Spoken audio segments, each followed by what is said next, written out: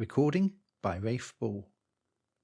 A Warning to the Curious by M. R. James. The place on the east coast which the reader is asked to consider is Seaborough. It is not very different now from what I remember it to have been when I was a child. Marshes intersected by dykes to the south, recalling the early chapters of Great Expectations. Flat fields to the north merging into heath, firwoods and, above all, gorse inland. A long seafront and a street. Behind that a spacious church of flint, with a broad solid western tower and a peal of 6 bells. How well I remember their sound on a hot Sunday in August, as our party went slowly up the white, dusty slope of road towards them, for the church stands at the top of a short, steep incline. They rang with a flat, clacking sort of sound on those hot days, but when the air was softer, they were mellower too.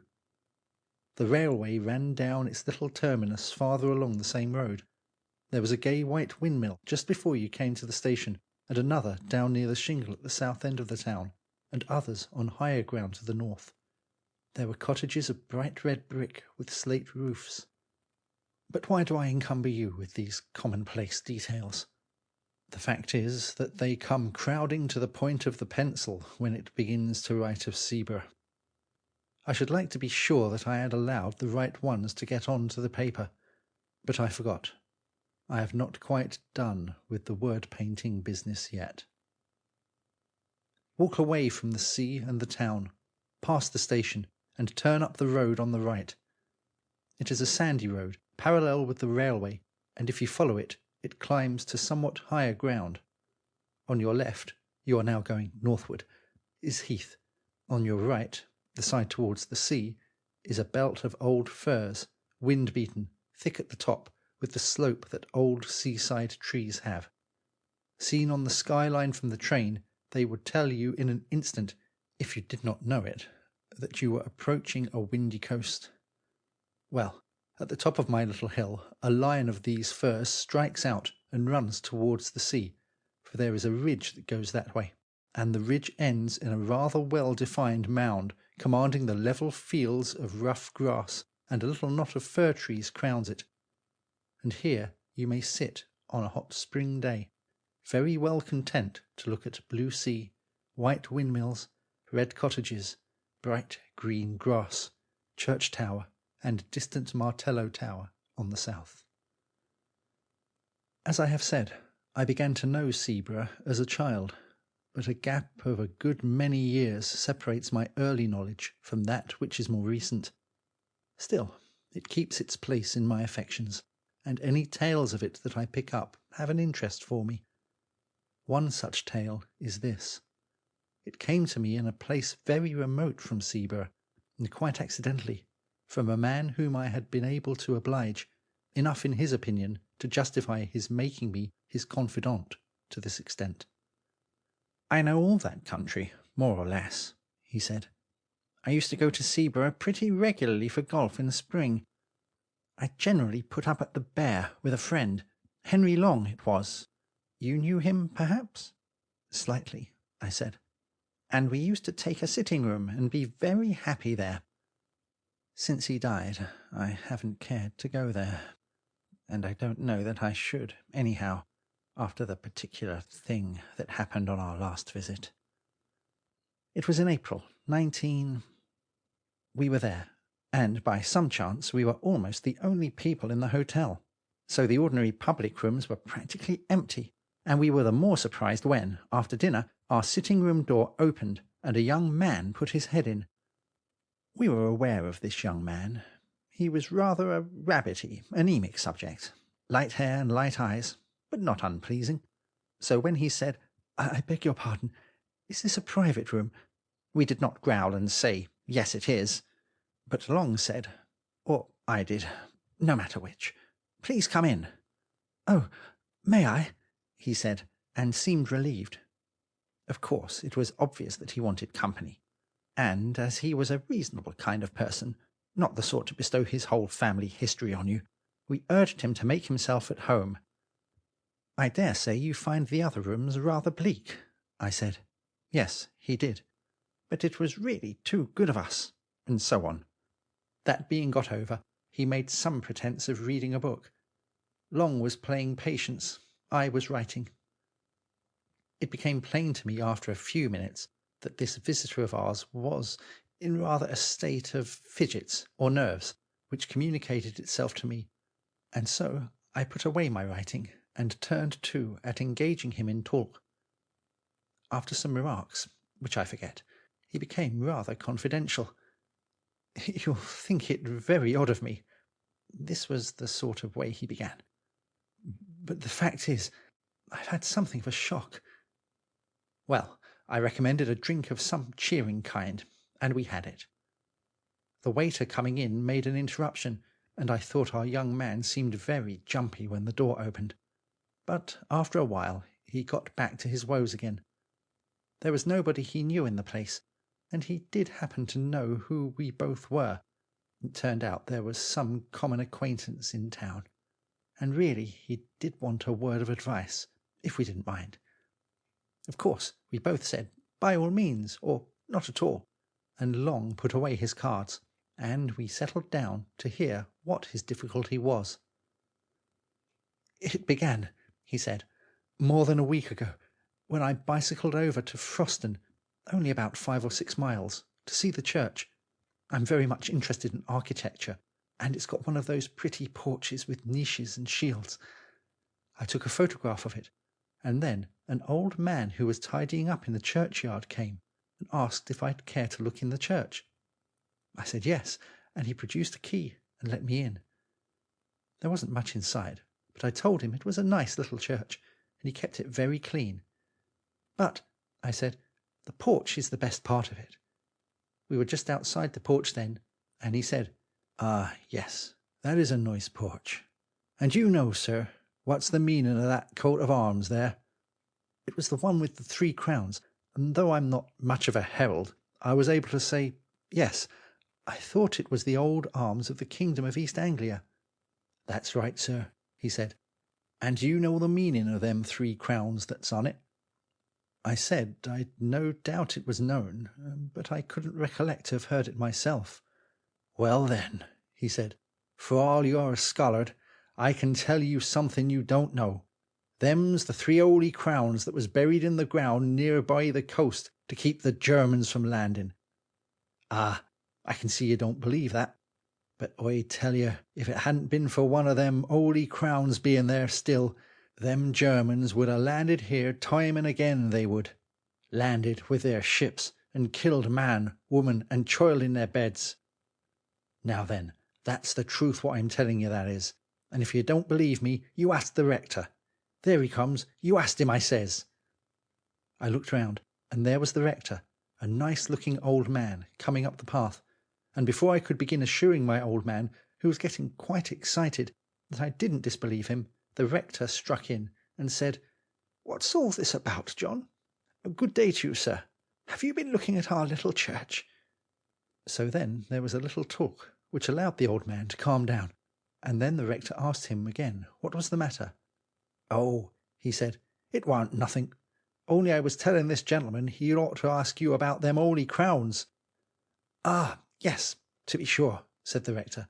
"That's a very curious matter, isn't it? But I don't know whether the gentleman is interested in our old stories, eh?" "Oh, he'll be interested fast enough," says the old man. "He'll put his confidence in what you tells him, sir. Why, you known William Ager yourself, father and son, too."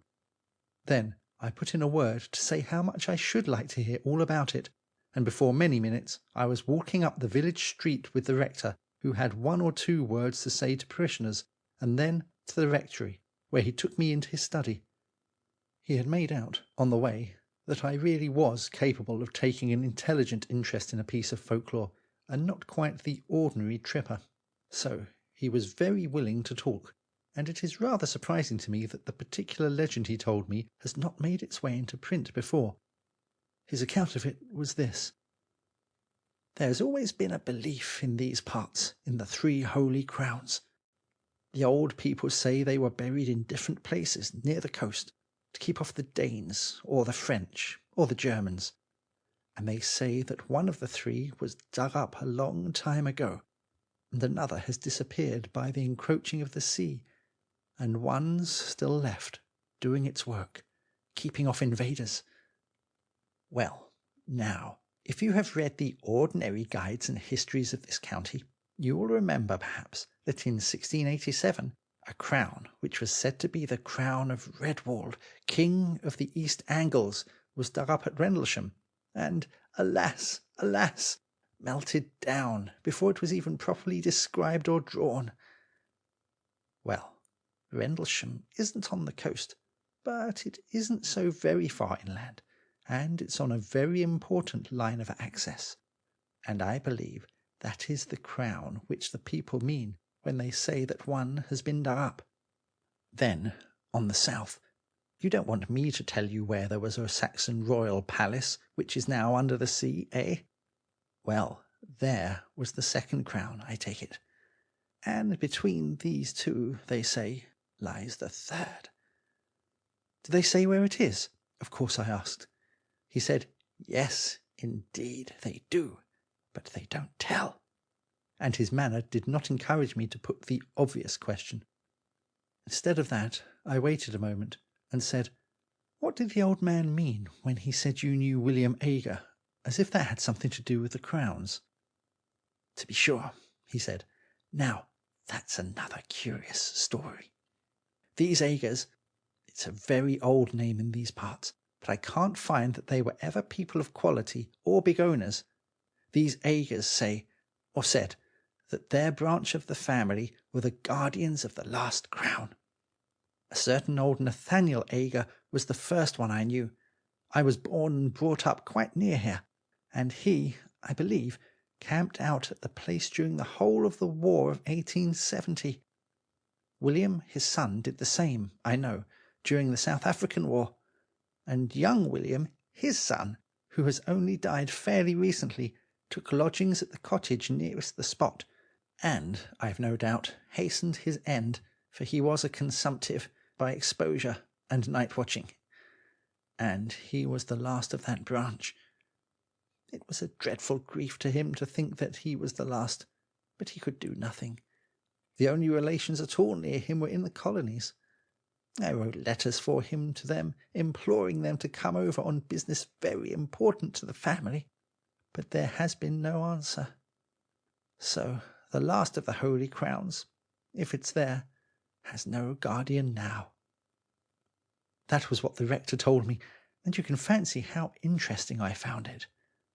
The only thing I could think of when I left him was how to hit upon the spot where the crown was supposed to be. I wish I'd left it alone. But there was a sort of fate in it, for as I bicycled back past the churchyard wall, my eye caught a fairly new gravestone, and on it was the name of William Ager. Of course, I got off and read it. It said, of this parish, died at Seaborough, 19, aged 28. There it was, you see. A little judicious questioning in the right place, and I should at least find the cottage nearest the spot. Only I didn't quite know what was the right spot to begin my questioning at. Again there was fate. It took me to the old curiosity shop down that way, you know, and I turned over some old books, and, if you please, one was a prayer book of 1740-odd, in a rather handsome binding. I'll just go and get it. It's in my room. He left us in a state of some surprise, but we had hardly time to exchange any remarks when he was back, panting, and handed us the book opened at the fly-leaf, on which was, in straggly hand, Nathaniel Ager is my name, and England is my nation. Seaborough is my dwelling place, and Christ is my salvation. When I am dead and in my grave, and all my bones are rotten, I hope the Lord will think on me when I am quite forgotten. This poem was dated 1754, and there were many more entries of Agers, Nathaniel, Frederick, William, and so on, ending with William, 19. You see, he said, anybody would call it the greatest bit of luck. I did, but I don't now. Of course, I asked the shopman about William Ager, and of course he happened to remember that he lodged in a cottage in the North Field, and died there. This was just chalking the road for me. I knew which the cottage must be. There was only one sizable one about there. The next thing was to scrape some sort of acquaintance with the people, and I took a walk that way at once. A dog did the business for me.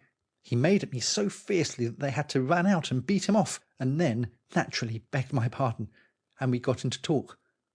I had only to bring up Ager's name, and pretend I knew, or thought I knew something of him, and then the woman said how sad it was, him dying so young, and she was sure it came of him spending the night out of doors in the cold weather. Then I had to say, did he go out on the sea at night? And she said, oh, no, it was on the hillock yonder, with the trees on it. And there I was. I know something about digging in these barrows. I've opened many of them in the down country, but that was with the owner's leave, and in broad daylight, and with men to help. I had to prospect very carefully here before I put a spade in. I couldn't trench across the mound, and with those old firs growing there, I knew there would be awkward tree roots. Still, the soil was very light and sandy and easy, and there was a rabbit hole or so that might be developed into a sort of tunnel. The going out and coming back at odd hours to the hotel was going to be the awkward part. When I had made up my mind about the way to excavate, I told the people that I was called away for a night, and I spent it out there. I made my tunnel. I won't bore you with the details of how I supported it and filled it in when I'd done, but the main thing is that I got the crown. Naturally, we both broke out into exclamations of surprise and interest. I, for one, had long known about the finding of the crown at Rendlesham, and had often lamented its fate. No one has ever seen an Anglo-Saxon crown. At least, no one had. But our man gazed at us with a rueful eye. Yes, he said, and the worst of it is, I don't know how to put it back. Put it back? We cried out. Why, my dear sir, you've made one of the most exciting finds ever heard of in this country. Of course it ought to go to the jewel house at the Tower. What's your difficulty? If you're thinking about the owner of the land and treasure trove and all that, we can certainly help you through. Nobody's going to make a fuss about technicalities in a case of this kind. Probably more was said, but all he did was to put his face in his hands and mutter, I don't know how to put it back. At last, Long said, You'll forgive me, I hope, if I seem impertinent, but are you quite sure you've got it? I was wanting to ask much the same question myself, for of course the story did seem a lunatic's dream when one thought over it, but I hadn't quite dared to say what might hurt the young man's feelings. However, he took it quite calmly, really with the calm of despair, you might say. He sat up and said, Oh, yes, there's no doubt of that. I have it here, in my room, locked up in my bag. You can come and look at it if you like. I won't offer to bring it here. We were not likely to let the chance slip. We went with him. His room was only a few doors off. Boots was just collecting shoes in the passage, or so we thought. Afterwards, we were not sure. Our visitor, his name was Paxton, was in a worse state of shivers than before, and went hurriedly into the room, and beckoned us after him, turned on the light, and shut the door carefully. Then he unlocked his kit bag, and produced a bundle of clean pocket handkerchiefs, in which something was wrapped, laid it on the bed, and undid it. I can now say I have seen an actual Anglo-Saxon crown. It was of silver, as the Rendlesham one is always said to have been. It was set with some gems, mostly antique intaglios and cameos, and was of rather plain, almost rough workmanship. In fact, it was like those you see on the coins and in the manuscripts. I found no reason to think it was later than the 9th century. I was intensely interested, of course, and I wanted to turn it over in my hands, but Paxton prevented me. "Don't you touch it," he said. "I'll do that." And with a sigh that was, I declare to you, dreadful to hear, he took it up and turned it about so that we could see every part of it. "Seen enough?" he said at last, and we nodded. He wrapped it up and locked it in his bag and stood looking at us dumbly. "Come back to our room," Long said, "and tell us what the trouble is." He thanked us and said, "Will you go first and see if the coast is clear?" That wasn't very intelligible, for our proceedings hadn't been, after all, very suspicious, and the hotel, as I said, was practically empty. However, we were beginning to have inklings of, we didn't know what, and anyhow, nerves are infectious. So we did go just peering out as we opened the door, and fancying, I found we both had the fancy, that a shadow, or more than a shadow, but it made no sound, passed from before us to one side as we came out into the passage. "It's all right," we whispered to Paxton. Whispering seemed the proper tone, and we went, with him between us, back to our sitting room. I was preparing, when we got there, to be ecstatic about the unique interest of what we had seen, but when I looked at Paxton, I saw that would be terribly out of place, and I left him to begin. "What is to be done?" was his opening. Long thought it right, as he explained to me afterwards, to be obtuse, and said, "Why not find out who the owner of the land is, and inform—" "Oh, no, no," Paxton broke in impatiently. "I beg your pardon. You've been very kind, but don't you see, it's got to go back, and I daren't be there at night, and daytime's impossible. Perhaps, though, you don't see. Well, then, the truth is that I've never been alone since I touched it." I was beginning some fairly stupid comment, but Long caught my eye, and I stopped. Long said, "I think I do see, perhaps. But wouldn't it be a relief to tell us a little more clearly what the situation is?" Then it all came out. Paxton looked over his shoulder and beckoned to us to come nearer to him, and began speaking in a low voice. We listened most intently, of course, and compared notes afterwards, and I wrote down our version, so I am confident I have what he told us almost word for word. He said, "It began when I was first prospecting, and put me off again and again. There was always somebody, a man, standing by one of the firs. This was in daylight, you know. He was never in front of me. I always saw him with the tail of my eye on the left or the right, but he was never there when I looked straight for him. I would lie down for quite a long time and take careful observations and make sure there was no one. And then, when I got up and began prospecting again, there he was. And he began to give me hints besides. For wherever I put that prayer book, short of locking it up, which I did at last, when I came back to my room, it was always out on my table, open at the fly-leaf where the names are, and one of my razors across it to keep it open. I'm sure he just can't open my bag, or something more would have happened. You see, he's light and weak, but all the same, I daren't face him. Well, then, when I was making the tunnel, of course, it was worse, and if I hadn't been so keen, I should have dropped the whole thing and run. It was like someone scraping at my back all the time. I thought for a long time it was only soil dropping on me, but as I got nearer the crown, it was unmistakable. And when I actually laid it bare and got my fingers into the ring of it and pulled it out, there came a sort of cry behind me. Oh, I can't tell you how desolate it was, and horribly threatening too. It spoilt all my pleasure in my find, cut it off that moment, and if I hadn't been the wretched fool I am, I should have put the thing back and left it.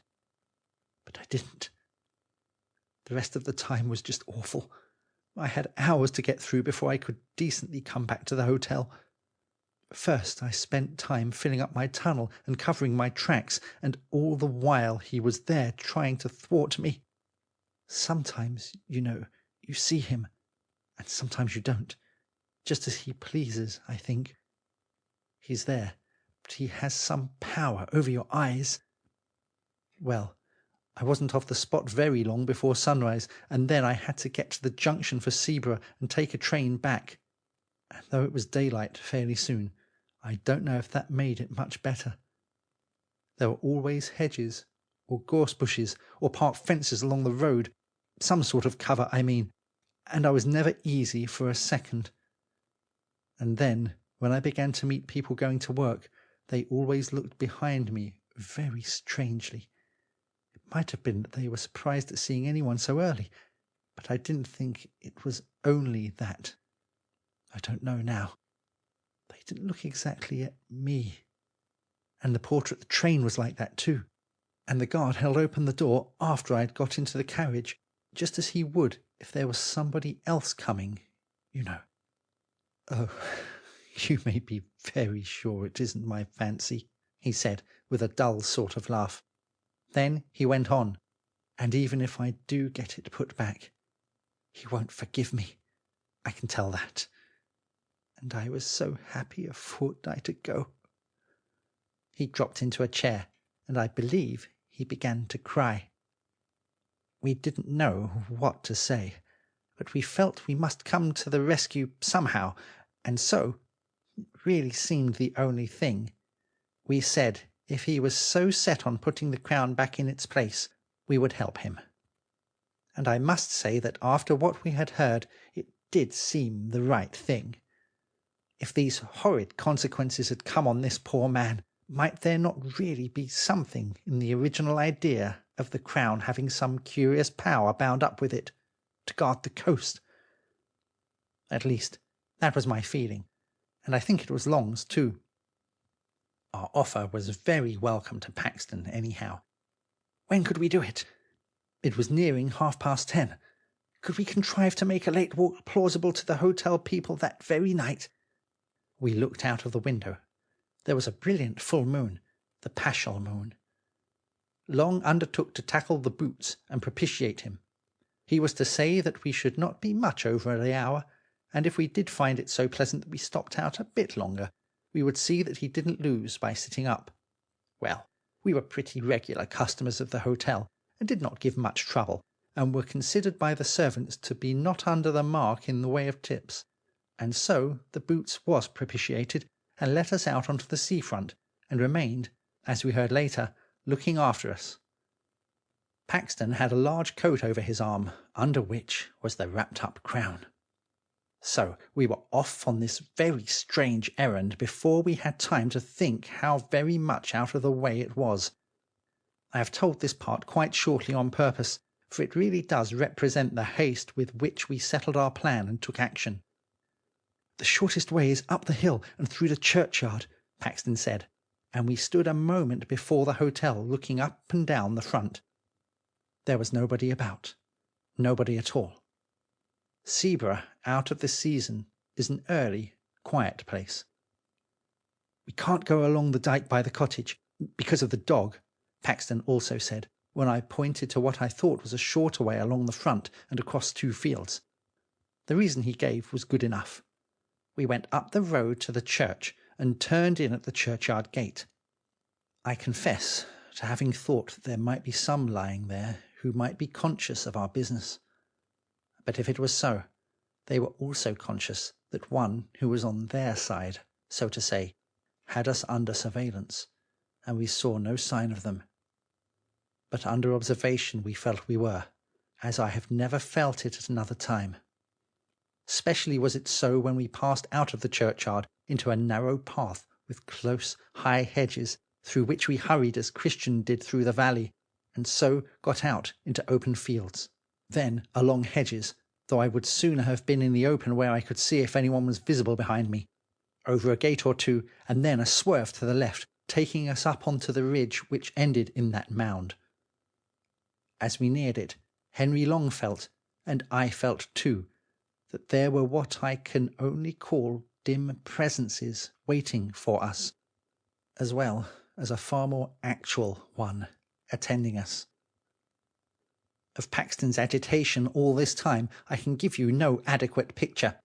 He breathed like a hunted thing, and we could not either of us look at his face. How he would manage when we got to the very place, we had not troubled to think. He had seemed so sure that would not be difficult. Nor was it. I never saw anything like the dash with which he flung himself at a particular spot in the side of the mound, and tore at it, so that in a very few minutes the greater part of his body was out of sight. We stood holding the coat and that bundle of handkerchiefs, and looking, very fearfully, I must admit, about us. There was nothing to be seen. A line of dark firs behind us made one skyline. More trees and the church tower half a mile off on the right, cottages and a windmill on the horizon on the left. Calm sea, dead in front. Faint barking of a dog at a cottage on a gleaming dyke between us and it. Full moon making that path we know across the sea. The eternal whisper of the Scotch firs just above us, and of the sea in front. Yet, in all this quiet, an acute and acrid consciousness of a restrained hostility very near us, like a dog on a leash that might be let go at any moment. Paxton pulled himself out of the hole and stretched a hand back to us. "Give it to me," he whispered. "Unwrapped." We pulled off the handkerchiefs, and he took the crown. The moonlight just fell on it as he snatched it. We had not ourselves touched that bit of metal, and I have thought since that it was just as well. In another moment Paxton was out of the hole again, and busy shovelling back soil with hands that were already bleeding. He would have none of our help, though. It was much the longest part of the job to get the place to look undisturbed. Yet, I don't know how, he made a wonderful success of it. At last he was satisfied, and we turned back. We were a couple of 100 yards from the hill when Long suddenly said to him, "I say, you've left your coat there. That won't do. See?" And I certainly did see it, the long dark overcoat lying where the tunnel had been. Paxton had not stopped, however. He only shook his head and held up the coat on his arm, and when we joined him he said without any excitement, but as if nothing mattered any more, "That wasn't my coat." And, indeed, when we looked back again, the dark thing was not to be seen. Well, we got out on the road and came rapidly back that way. It was well before 12 when we got in, trying to put a good face on it, and saying, Long and I, what a lovely night it was for a walk. The Boots was on the lookout for us, and we made remarks like that for his edification as we entered the hotel. He gave another look up and down the seafront before he locked the front door, and said, "You didn't meet many people about, I suppose, sir?" "No, indeed, not a soul," I said, at which I remember Paxton looked oddly at me. "Only I thought I see someone turn up the station road after you gentlemen," said the Boots. "Still, you was 3 together, and I don't suppose he meant any mischief." I didn't know what to say. Long merely said, "Good night," and we went off upstairs, promising to turn out all lights and to go to bed in a few minutes. Back in our room, we did our very best to make Paxton take a cheerful view. "There's the crown safe back," we said. "Very likely you'd have done better not to touch it," and he heavily assented to that. "But no real harm has been done, and we shall never give this away to anyone who would be so mad as to go near it. Besides, don't you feel better yourself? I don't mind confessing," I said, "that on the way there I was very much inclined to take your view about being followed. But going back, it wasn't all the same thing, was it?" "No, it wouldn't do." "You've got nothing to trouble yourselves about," he said, "but I'm not forgiven. I've got to pay for that miserable sacrilege still. I know what you're going to say. The church might help. Yes, but it's the body that has to suffer.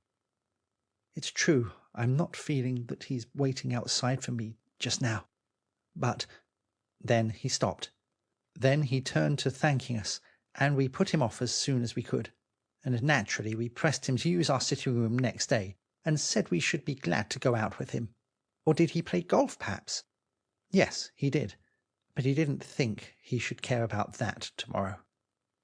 Well, we recommended him to get up late and sit in our room in the morning while we were playing, and we would have a walk later in the day. He was very submissive and piano about it all, ready to do just what we thought best, but clearly quite certain in his own mind that what was coming could not be averted or palliated. You'll wonder why we didn't insist on accompanying him to his home and seeing him safe into the care of brothers or someone. The fact was, he had nobody. He had had a flat in town, but lately he had made up his mind to settle for a time in Sweden, and he had dismantled his flat and shipped off his belongings, and was whiling away a fortnight or 3 weeks before he made a start. Anyhow, we didn't see what we could do better than sleep on it, or not sleep very much, as was my case, and see what we felt like tomorrow morning.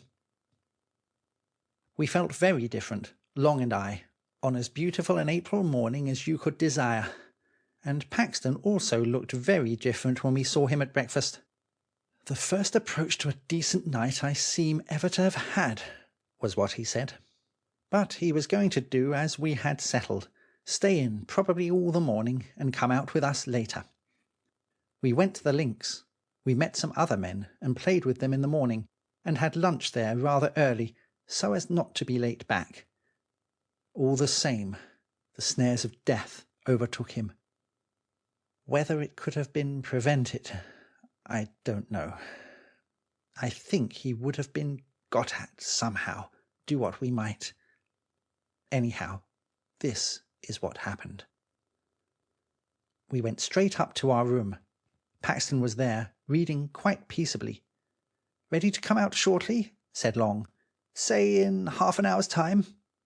"Certainly," he said, and I said we would change first, and perhaps have baths, and call for him in half an hour. I had my bath first, and went and lay down on my bed, and slept for about 10 minutes. We came out of our rooms at the same time, and went together to the sitting room. Paxton wasn't there, only his book. Nor was he in his room, nor in the downstairs rooms. We shouted for him.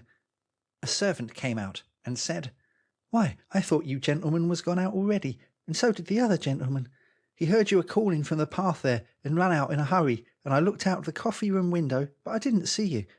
However, he ran off down the beach that way." Without a word, we ran that way too. It was the opposite direction to that of last night's expedition. It wasn't quite 4 o'clock, and the day was fair, though not so fair as it had been, so there was really no reason, you'd say, for anxiety. With people about, surely a man couldn't come to much harm. But something in our look as we ran out must have struck the servant, for she came out on the steps and pointed and said, "Yes, that's the way he went." We ran on as far as the top of the shingle bank, and there pulled up. There was a choice of ways, past the houses on the seafront, or along the sand at the bottom of the beach, which, the tide being now out, was fairly broad. Or, of course, we might keep along the shingle between these two tracks, and have some view of both of them. Only that was heavy going. We chose the sand, for that was the loneliest, and someone might come to harm there without being seen from the public path. Long said he saw Paxton some distance ahead, running and waving his stick, as if he wanted to signal to people who were on ahead of him. I couldn't be sure. One of these sea mists was coming up very quickly from the south. There was someone, that's all I could say. And there were tracks in the sand, as of someone running who wore shoes, and there were other tracks made before those, for the shoes sometimes trod in them and interfered with them, of someone not in shoes. Oh, of course, it's only my word you've got to take for all this. Long's dead. We'd no time or means to make sketches or take casts, and the next tide washed everything away. All we could do was to notice these marks as we hurried on. But there they were, over and over again, and we had no doubt whatever that what we saw was the track of a bare foot, and one that showed more bones than flesh. The notion of Paxton running after anything like this, and supposing it to be the friends he was looking for, was very dreadful to us. You can guess what we fancied, how the thing he was following might stop suddenly and turn round on him, and what sort of face it would show, half seen at first in the mist, which all the while was getting thicker and thicker. And as I ran on, wondering how the poor wretch could have been lured into mistaking that other thing for us, I remembered his saying, "He has some power over your eyes." And then I wondered what the end would be, for I had no hope now that the end could be averted, and, well, there is no need to tell all the dismal and horrid thoughts that flitted through my head as we ran on into the mist.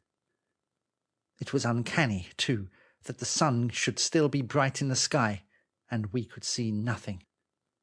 We could only tell that we were now past the houses and had reached that gap there is between them and the old Martello Tower. When you are past the tower, you know, there is nothing but shingle for a long way. Not a house, not a human creature, just that spit of land, or rather shingle, with the river on your right and the sea on your left. But just before that, just by the Martello Tower, you remember there is the old battery close to the sea. I believe there are only a few blocks of concrete left now. The rest has all been washed away, but at this time there was a lot more, though the place was a ruin. Well, when we got there, we clambered to the top as quick as we could to take breath and look over the shingle in front, if by chance the mist would let us see anything. But a moment's rest we must have. We had run a mile at least. Nothing whatever was visible ahead of us, and we were just turning by common consent to get down and run hopelessly on when we heard what I can only call a laugh. And if you can understand what I mean by a breathless, a lungless laugh, you have it. But I don't suppose you can. It came from below and swerved away into the mist. That was enough. We bent over the wall. Paxton was there, at the bottom. You don't need to be told that he was dead. His tracks showed that he had run along the side of the battery, had turned sharp round the corner of it, and, small doubt of it, must have dashed straight into the open arms of someone who was waiting there. His mouth was full of sand and stones, and his teeth and jaws were broken to bits. I only glanced once at his face. At the same moment, just as we were scrambling down from the battery to get to the body, we heard a shout and saw a man running down the bank of the Martello Tower. He was the caretaker stationed there, and his keen old eyes had managed to descry through the mist that something was wrong. He had seen Paxton fall, and had seen us a moment after running up. Fortunate this, for otherwise we could hardly have escaped suspicion of being concerned in the dreadful business. Had he, we asked, caught sight of anybody attacking our friend? He could not be sure. We sent him off for help, and stayed by the dead man till they came with the stretcher.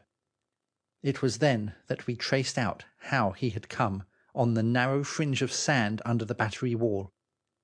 The rest was shingle, and it was hopelessly impossible to tell whither the other had gone. What were we to say at the inquest?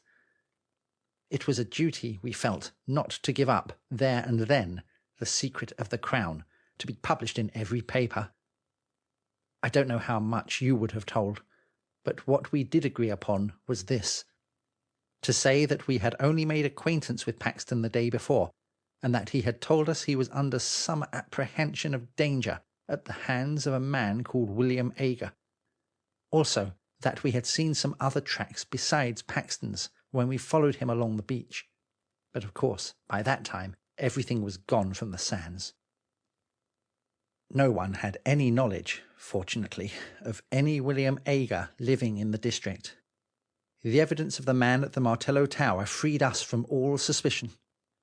All that could be done was to return a verdict of wilful murder by some person or persons unknown. Paxton was so totally without connections that all the inquiries that were subsequently made ended in a no thoroughfare, and I have never been at Seaburgh, or even near it, since. End of A Warning to the Curious. Recording by Rafe Ball.